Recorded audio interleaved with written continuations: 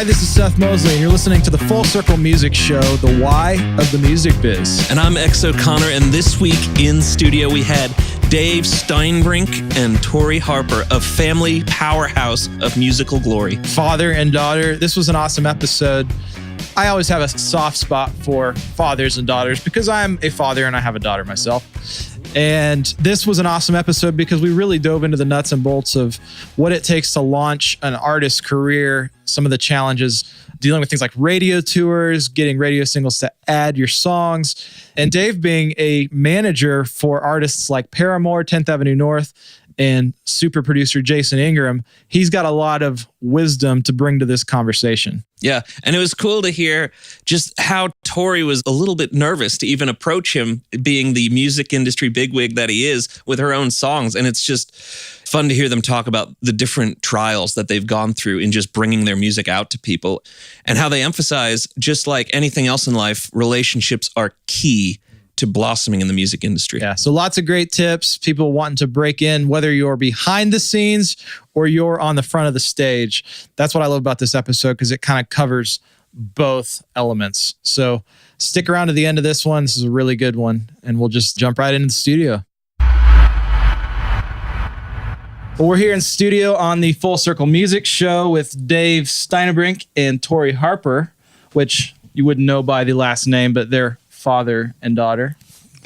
What is Harper, by the way?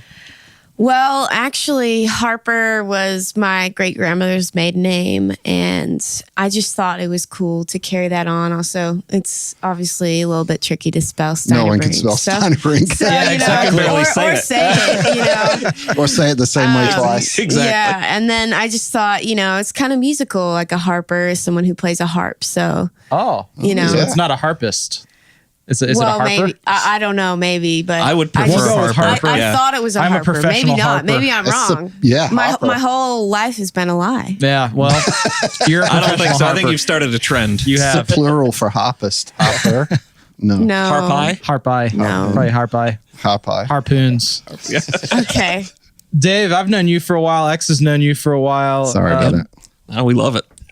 Just for our audience, I mean, you've got a pretty illustrious career as an artist manager and have been around this town for a long time. Mm-hmm. I don't know how many years in particular, if you want to give that away or not. But. Yeah, quite a while. Over 20. Yeah. So yeah, when did you move here, and what got you into management, and maybe just some highlights from your career just for our listeners? So originally from New Zealand, and grew up there playing bands, just honestly doing anything or everything I could to be around, other musicians, just music. I love music. So I played in bands, promoted concerts, helped out, just actually started carrying equipment for my friends that were rehearsing in their bands, and just wanted to do anything, like that.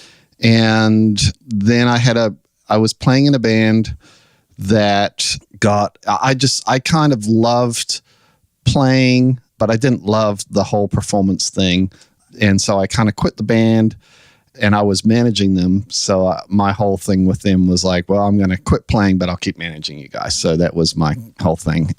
They ended up getting signed over here. They got an invitation to play a festival here in the US. So we came over from New Zealand, kind of chasing our dreams, and they played, and it went wildly successful, the show. Got signed, and so we decided we would move here to the US, and so kind of all came over here. Spent what we didn't realize was that one show, that first show, was probably the pinnacle of their career.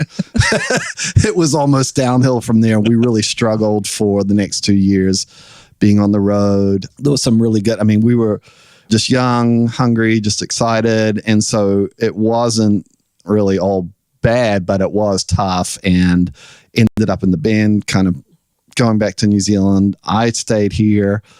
I don't know why, but I kind of had a couple of people that had hit me up about working with them. And so that's really where I feel like I kind of got more into management and started working with some other people kind of along the way. So, yeah. And one of those being an artist that I grew up listening to has been called Paramore. How did that whole thing come about? Because they've been pretty massively influential, and a lot of our listeners are probably big fans of them. Yeah. So that was an interesting story. I had met Haley through, well, backing up a little bit, I had worked with an artist and had worked with her to get her a deal. It didn't go very well. I never had a signed contract with her.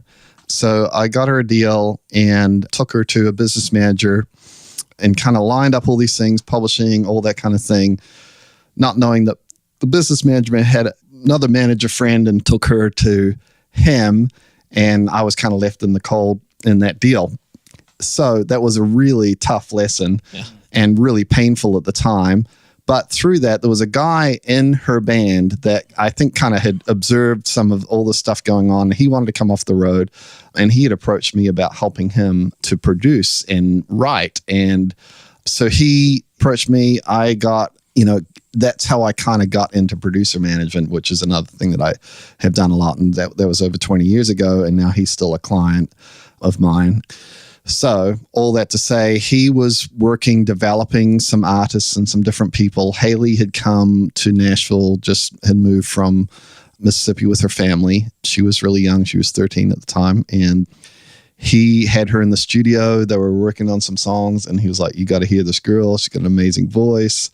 So I went down and had a listen. And that was kind of the beginning of meeting her and her family and starting to work with them. And so, all that led to 2 years later, her signing a deal with Atlantic Records. And so she was 15. The band were really young and just was a fun ride with those first couple of records. So, yeah, that's amazing. So just talking about, things that you might have learned from that time frame. It sounds like that first experience managing the artists and sort of getting left out in the cold. I mean, there had to be, in life, you always win or you learn. I mean, what were some of the learning experiences that you took away from that season? Well, I think the thing is that, it was painful. And I think I've found people can go two ways with going through a painful experience like that. They either double down and kind of say, this is never going to happen to me again. But there's kind of a bitterness that comes with that. And I think that ultimately that's destructive to people. And I feel like I see that a lot in our business and just in life. Or you can be like, hey, that really sucks, but I'm just going to take the best of this. And, now I've got the hindsight to be able to look back and say, actually, from that painful situation, the best thing came out of it, because the guy that kind of became my client out of that is now a 20-year client and has been, one of the best clients I've ever had and still is to this day, a close friend. And so something amazing came out of that. But I think it probably wouldn't have happened had I really dug down and got sort of really bitter about the whole thing. So, yeah, that's good. And so we'll talk a lot about this today. And I do want to hear more about the artist and manager career. But you're here in an interesting situation now. And I thought this was so interesting because I got to work with you last week on writing a song. We've been talking about it for a while.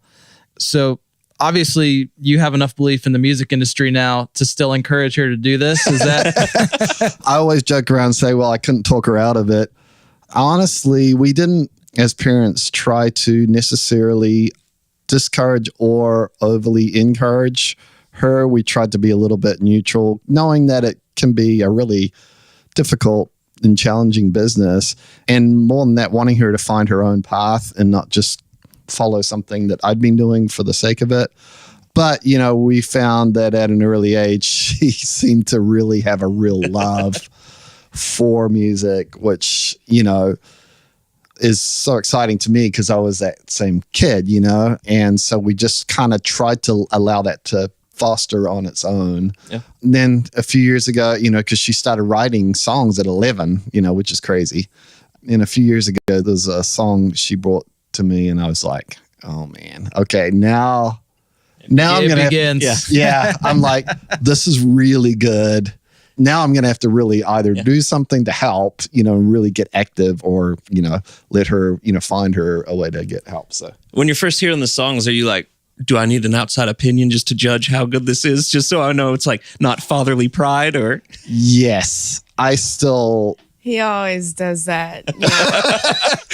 Yeah, because I feel like, I know when I like something and when I hear something, I don't do what like you guys do, in that I know you guys can see something and really develop it, or you see some, and I do that a little bit, but I don't feel like I can make it into something. I'd like take a little bit of talent and make it into something. So, however, of course, being a dad, I'm proud of her no matter what. But to answer your question, I often go to outside sources, people I trust, and be like, okay, am I crazy? Is this really good? Because I think it's good. But I even trick a lot of people, just say, hey, this is a new artist. I want you to hear the song.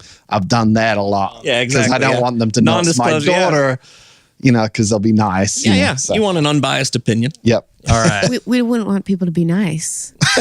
Not in music. Are you kidding me? Come on. I'm kidding. I know, right? I'm kidding. So, Tori, now that you've been kind of sitting here listening to us talk to your dad, tell us a little bit about how you got started into becoming an artist and writing music and all that. Was it being surrounded by music all the time, or was it just something that kind of naturally creeped up in you? I would say it was definitely a mixture of the two.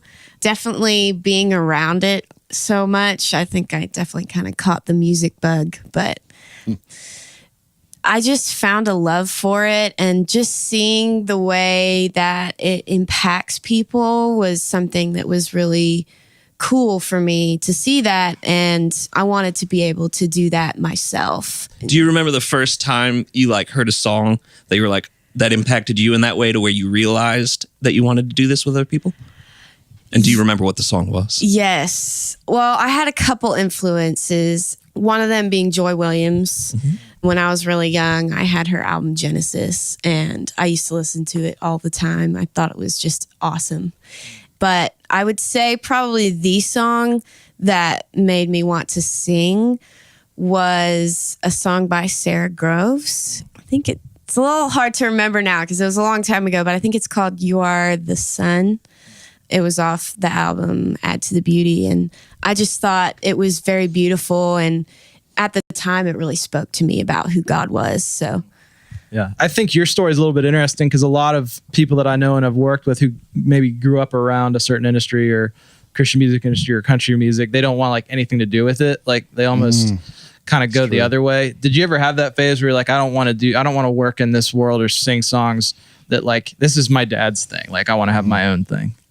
Well, I mean, as far as it being my dad's thing versus my thing, at first I was definitely nervous to share with him that I wanted to do music, because he was this big manager guy, and I thought he was just the coolest dad ever, and hopefully you still think that. He's still cool, dude. Let's get this on tape. Can we record this? Exactly. We'll get you a copy. And so that was intimidating to me, being 10 or 11, but I got over that eventually. I did go through a phase where I wanted to be Taylor Swift, but I mean, isn't that every middle school girl? Do. So I was there. I guess. I've been there. Me too. What I day wanted is to be Taylor Swift. Tell me about that, Seth. Well, I just had to shake it off. It was a feeling that,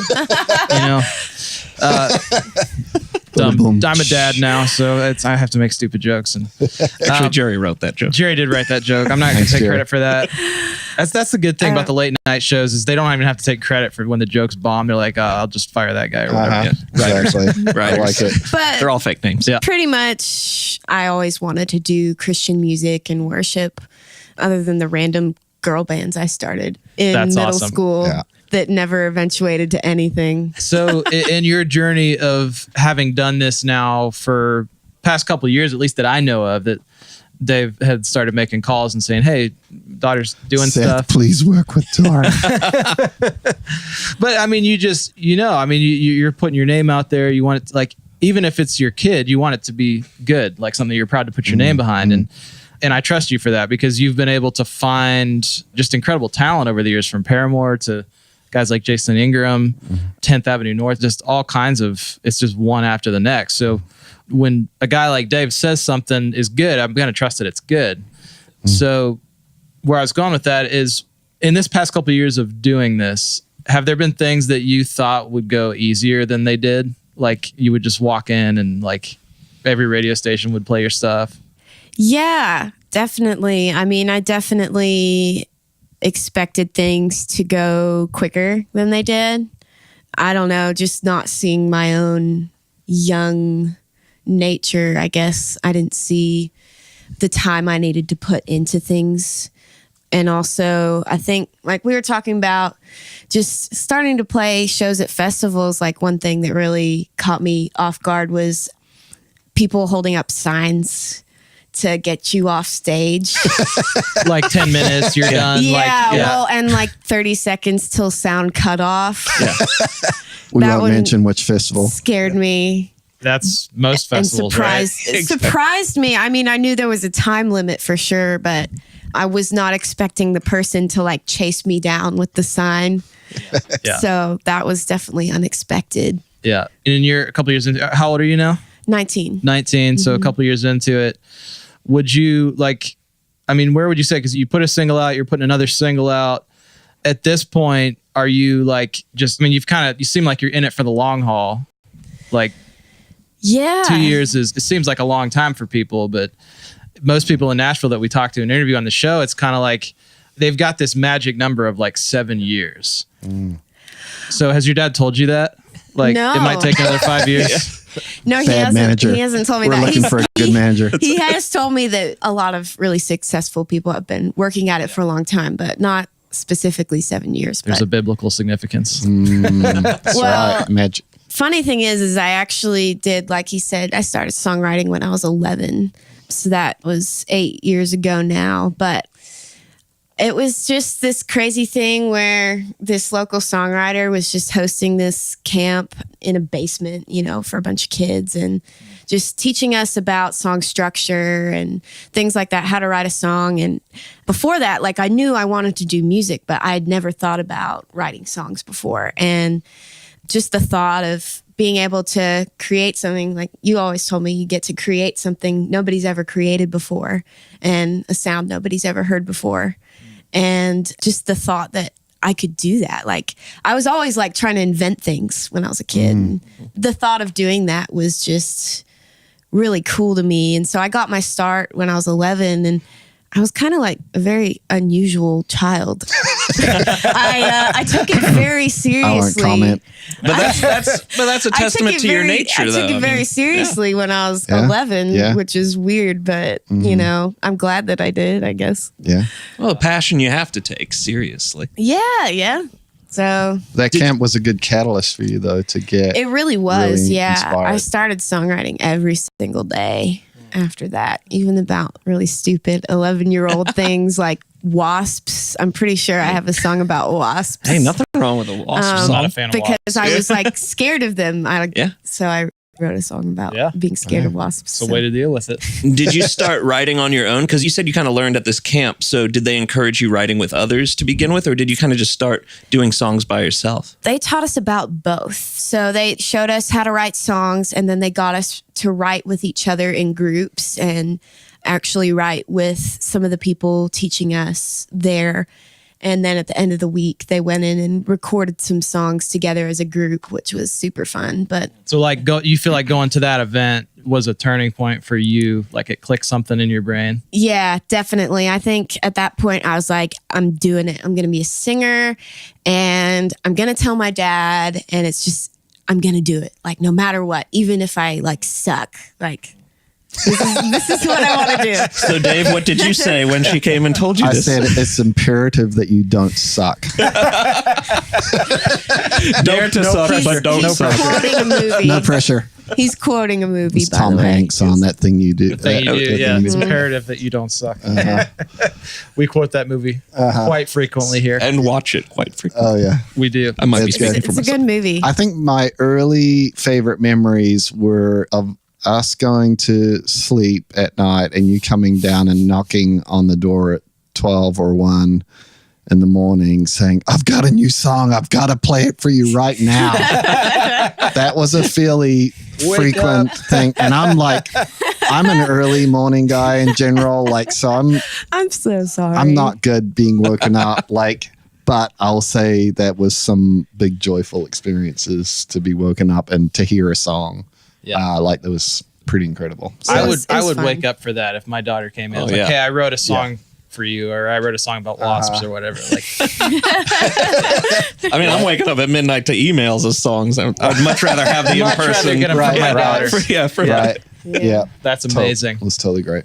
So on this show, we like to talk a lot about the problems and the struggles that you're facing, because for everyone that you're facing, there's probably 1,000 people out there going through the same thing, trying to break into the music industry, trying to start an artist career, or even behind the scenes as a manager. How do you market and break a band, you know?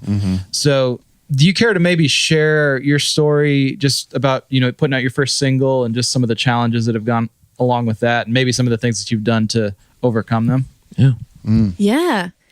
So the single we're putting out now is actually the second single, because the first single we put out, a lot of people believed in it, but it just didn't seem to click as well. And, you know, it did get some interest from people, but I think that's one of the challenges, is like finding the right song for radio, because even a song that could be really special and meaningful to people doesn't necessarily mean it would work well on the radio. So I feel like a big challenge for me as an artist has just been trying to find what's a song that will work well with radio, but still be true to who I am as an artist, and still, you know, keep true to the deeper side of what I try to do with my music.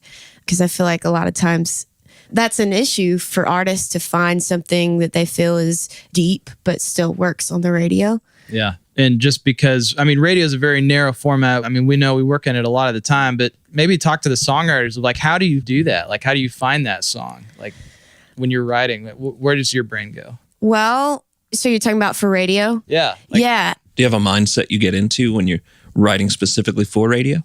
Not really. I mean, a little bit. I always just try and keep in mind, like, yes, I want to move people, but I also don't want to scare people is a big thing. So trying not to introduce anything too radical or too deep into it, but still maintaining food for thought, you know, something that is different to what you hear every day. I try and stay away from common phrases as much as possible. Although, you know, there's definitely exceptions to that where it's said in a different way. But, you know, just trying to find something that people haven't thought about before, or even taking that common idea and just saying it a different way, you know, something like that. It's good.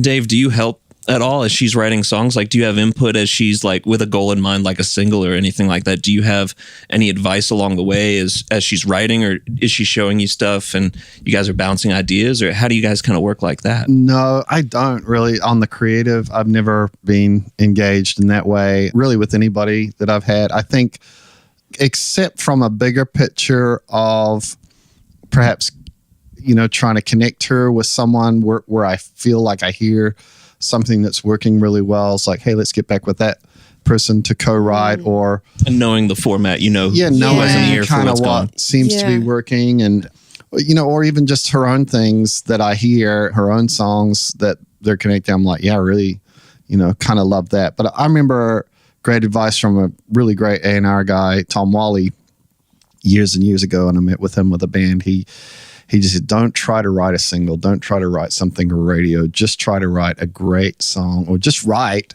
and the great songs will rise to the top. And I always remember that, and I feel like that's kind of true. So we did have a challenge with this first single. Like Tori said, we had a lot of big believers, big industry believers, that, you know, heavyweights that I think have got amazing track records. And, you know, a lot of that's coming from me, kind of like, I'm not sure, is this great? Is it just because I like, you know, all this thing? And so I had a lot of big confirmation, but still didn't kind of connect at radio for what they needed. And I think that was an interesting challenge. It's like what we feel works for us, or what maybe emotionally moves somebody to love a song, is not going to necessarily fit that format that radio needs to make what they need work. They have their own Totally. And thing, you know? yeah. So, And if I can add something, Yep. you brought up a really interesting point, and that is co-writing. I think co-writing is a really great way to find a song for radio, a lot of times just pairing yourself up with someone that will get you outside of your comfort zone or write maybe a different way than you would can really get you out of the frame of mind that you're used to writing in. Yeah. As a rule of thumb, if you want to get a song on radio, it probably helps to write with people who have had songs on radio, yeah, right? Yeah, I mean, definitely. is that going through your mind at all? That's a big help. Yeah, for sure. Yeah. And I've had the honor of working and writing with people like Cindy Morgan, who is just a wonderful lady and just really been so supportive to me. And I think she's really helped me in that area. She definitely has great, very pop ideas that are just wonderful. So that's awesome. Yeah. So coming off your experience with your first single, did your writing change at all as you were kind of moving into wanting to put out another single? Like with kind of how you guys were talking about, it not connecting in the way you were hoping for. Did anything evolve a little bit in your process as you gear up for the second single? Not a whole lot, but I was definitely more intentional with writing more upbeat songs and looking at what my melodies were and figuring out how to make that more appealing, because I think you can kind of get away with, even like I said earlier, a little bit of deeper lyrics. If you've got that hooky melody, it's easier to do that and still have a radio song. So yeah. And the obvious thing that a lot of us are facing is obviously the financial realities of it's expensive to do radio, because a lot of people don't know, but you have to hire a radio promoter or two, and that's expensive. You may end up spending between $5,000 and $10,000 just promoting it through a radio promoter. But then the other piece is you guys literally hopped into your vehicle and drove to how many stations? 26 radio stations. And that was all over the country. Yeah. That's probably a little bit of a bigger picture that kind of speaks to our family situation. So definitely more than just sort of a music industry thing, a little bit of a calling and a little bit about where God had brought us as a family. And part of that was me coming out of some of the past work that I had done. As we talked about before, I had some very large successes, even on the sort of the mainstream side. But I had gotten very caught up in a lot of that myself. And this may be getting off track of business stuff, but just personally, my self-worth had been getting caught up in a lot of that. And I feel like God needed to make a change in my heart with regards to that. And so kind of coming out of that, when God comes and restores and works with you, he also brings a blessing. And for us, that's been the blessing of Tori's music kind of coming about. And, I had just been getting caught up in all that thing and kind of not paying as much attention really to my family because I was so busy working and doing a lot of things like that. So, coming sort of full circle, that's really been our story. So it was really a gift beyond, we knew we wanted to get out there and promote the song and meet with radio people. But I had to kind of abandon some of my old philosophies as a manager. I was always the big planner, what's the 5-year plan? What's the 10-year plan? Where do we need to be next month? Just very driven, very much like that. God had to show me that he asked us to pray for our daily bread and for us to be present in the day. And that's something that I hadn't been. I had many, many, many successes, and everyone, or a lot of them, I didn't enjoy because I skipped through it. I was always looking to the next thing, and it robs you of your joy, robs you of a lot of that stuff. And God showed me he wants me to be present in the day. So every day with approach with Tori, we're just like, what is God calling us to do today, and where we need to be today? And just trying to kind of be obedient with that. And that may just be praying for someone, ministering with someone at radio, whatever. So we've tried to take that attitude going in to meet these guys, of the attitude of not like, what can we get out of this, but what can we bring, or what does God want us to bring? And so we've cultivated all these amazing relationships around the country with these guys. And it's been just a blessing to us, and just something that we have for the first time, I think, in my career, enjoying the process. And everybody says that, right, to you, is like, hey, enjoy the process. Yeah.